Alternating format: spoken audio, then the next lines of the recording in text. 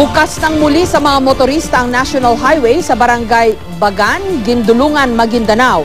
Yan ay matapos ang bakbakan doon ng militar at na mahinihinalang miyembro ng BIFF o Bangsamoro Islamic Freedom Fighters. Ayon sa report, isang oil tanker na napadaan sa highway ang tinangka di manong harangin at saka pinagbabaril ng mga rebelde. Agad namang sumaklolo ang mga sundalo na nauwi sa sagupaan. 8 rebelde ang iniulat na patay habang 4 na iba pa ang sugatan.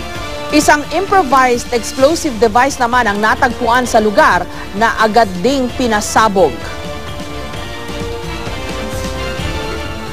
Inarangkada ko yung truck ko kaya putok na yung gulong. Inaabot ko dito sa detachment. Akala ko patay na ako. Pansamantalang pina-close natin para sa kaligtasan ng mamamayan.